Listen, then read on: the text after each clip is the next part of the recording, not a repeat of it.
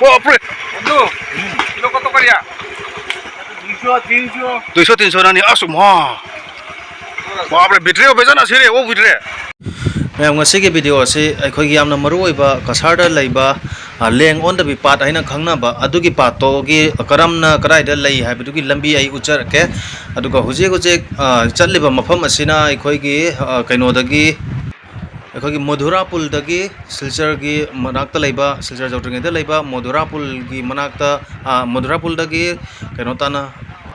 dolu tamna chatpa lambi do adugai duga chumna laaga dolu yaudrngai da mafam amada changa do bani adugi lambi du ai myam da jum ucharake asi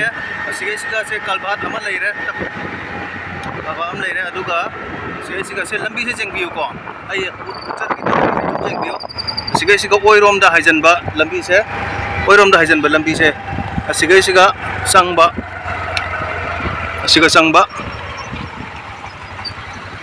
dum jeng bai lambi krai da hai hai bu dum ucharake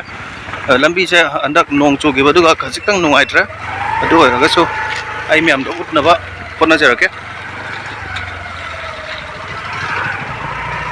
si changa ga dum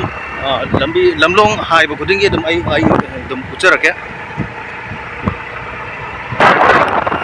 lambi se chumna sum cha ga da ba ko lamlong hek hai bu dai dum ucharake anak nong chu gi lambi di khara param maroi mafam do patraga so mai ucharake to loina na siga lambi se break ko su dai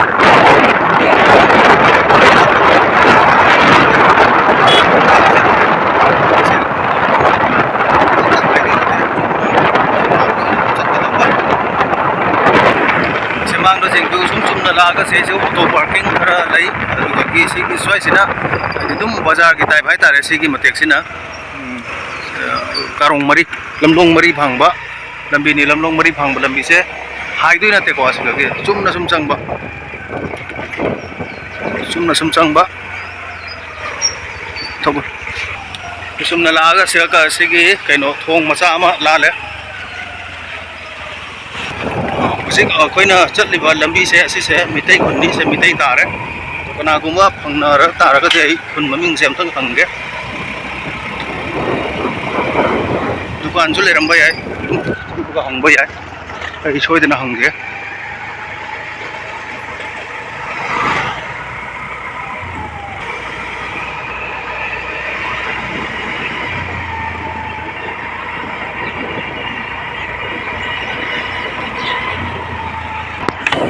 angang ani hum chatli asiga hangge mitai mande siga lamlong haiba lai lamlong haiba siga koi kaino oirom da chatpa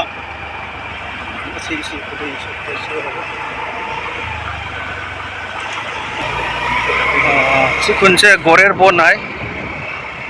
moi se mitai oina pura ta badi natra gorer bon ko ba si pan jigam tang hang se mitai ma kaka si khun je ke ming ko ge si khun je gorer bon oh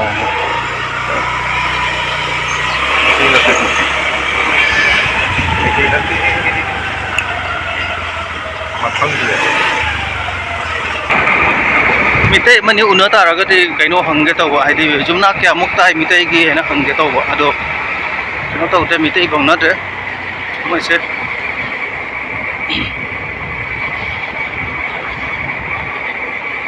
dum ai keno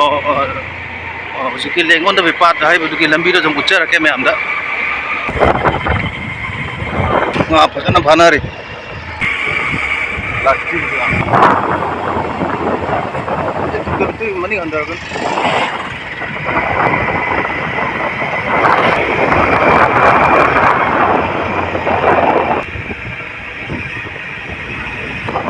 से सिगा lamlong ahum lai re lamlong ahum siga akoi oida cha toimi oida chumi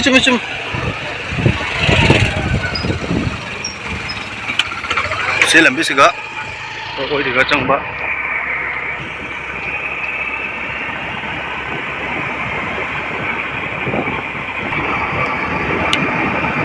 paka loidore hujik jeng si ma'am यहाँ र गाडी अचौ चंग lam da bajai na jeng si chong chong chong chong sigi lambi loi ra bane lambi loi bai di paka ki lambi loi bai tare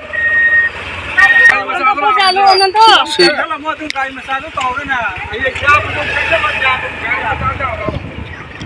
chang siro chagadro jani adi chang odu khoi se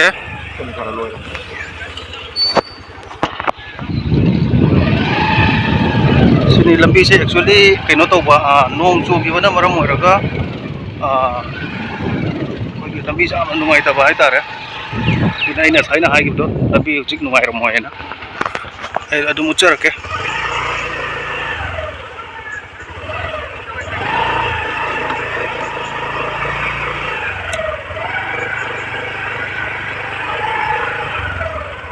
Motor phao đi cho tôi mà. se mafam se hujik nong su chu gi bagi ayam badi pat wena loina u bani ko du jeng lambi se kitang nungai tra se gi nong chu gi bana maram oiraga lambi se sum chumna sum changak pa ko asiga idi akoi ki ta lamdong ani phang ahum phang ba leitra man ase sum jeng pa che phajar jeng pa as koi ki swimming iroi bijang bi ta na ba hiang ta na ba ka di loina chap charn koi ki minute masing tira ka ko phaja ba ma ising sulang lang Trong phone chala. kum da ro ai ji ni da se lambi se kamai tok dori si bakha se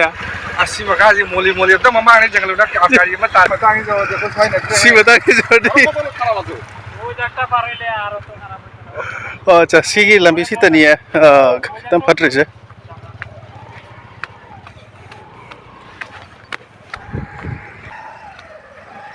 halak pe lambi to balai tro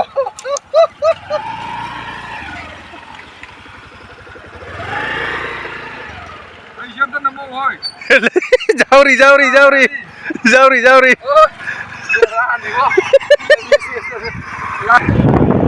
तब मत मन लेरा तैरी तो जामना हेजन सोको जाउ रे हमसु लेरा हमसु लेरा कुम के matai de nga se ta mule ओ nga se na mule tu ओए उरे nga no to to ko ni ne nga फजन ले nga फजन ले tham thì chơi này ăn rồi đấy mới đi không phụ bia đâu mo pisari sing se loi na nga loi na thada ba tani pisari nga tani ana udoi se se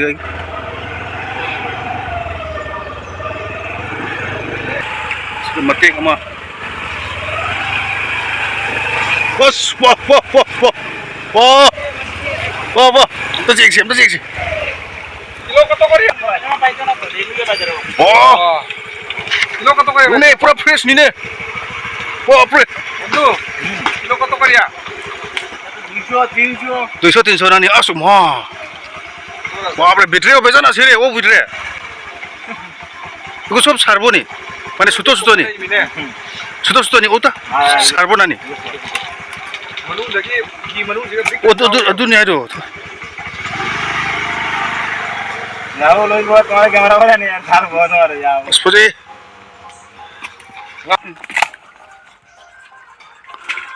अब सिगागी मोकमोक कनो त सिगे मुगजियत त चटपो हा सिलंबी से चुमना सुम संगबिरा को सिगागी खितंग हाइदि उरी सिनी main बदि असि से पात कलोय समनारबनि लेंगो त बि पात हाइदुगा लोना समनारबनि हुस्ति सिंग चावबनि ना अदु सु कोइरगो सो असि मकनि हाइबदि exactly हाइजरके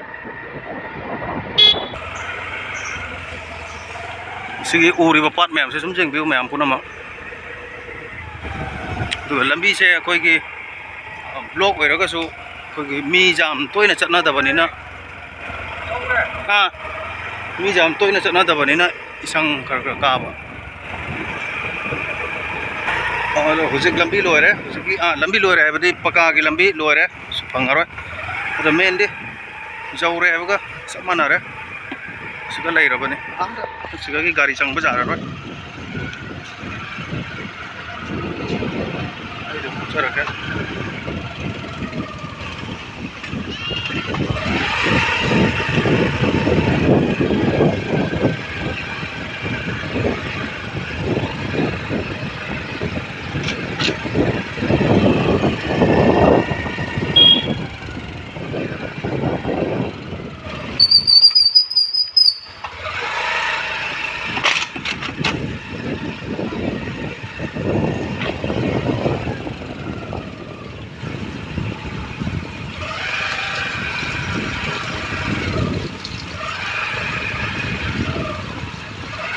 시각이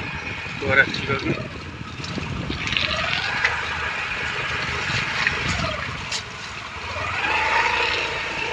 우름 뭐뭐 지금 거네 버전나 가면 마탁 보면다 시각 가면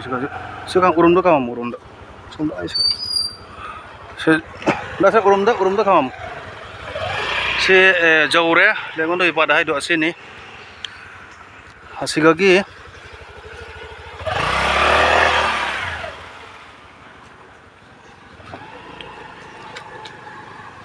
Sina dasar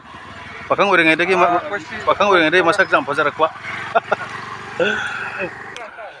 Ado se jaure asigagi khong na changaga ada sang ama leija ubrajang. Age samna habada ai kaino do to sigai dum ucharake. Ada last kaino na khari se. Last kaino in nama blue color ke in namna khari se masigi asum wang se ni kaino lengon do ipadai se ado somdagi changadawni asomdai changadawni ase jikti no ngarang na hanta nong sugi bana maram moiraga changbam se loina kaino tawre ado asigagi se sum changraga osaida ki amuka mu hina langa dawni haina pau takpi rei to bujeng se kamai tawbo taw Now Rajib Kasar Live. hi Now Rajib ki loina ba. Tony. sini lambi se dum ai takjar ke lambi se sigai se sumaina changba changa adum hojikti so lambi da meno na changara ising mathakta hi da tawraga dum direct shortcut oina direct changi doram edum ai uchara ge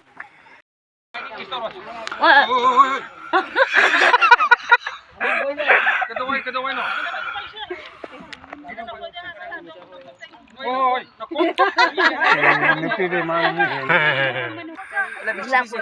asiga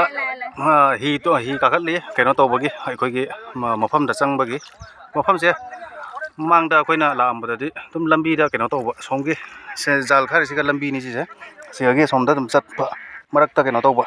lambi ma hai bai ta ini oi dikai dino khoren gira hoi khoren gi oja tombi hoi dikhangi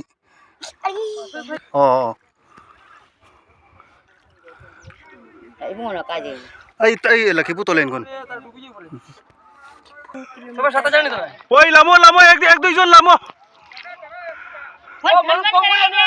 নৌকা হিলাবি হয়ে যেত Oi mi jamangre ne. একদিন কমাইলে বলা যদি হিলিলে ডুবি যাইব se ini hoi itei mo hoi khoiren ngi ngata ni aro hojik akoi nei hana thungare ai tare koi ne koi nei hana thungare second dai koi lakmin na ba somda lakmin na ba sing hida lai roi thungare ni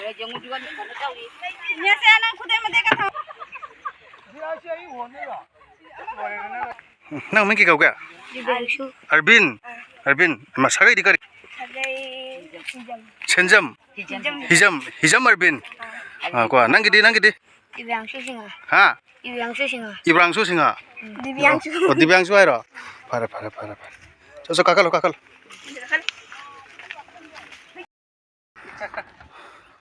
Loi chualam ne bo. ngamde bata Loi chuala. Sing no chuala le mai ta. jaure hojik jaure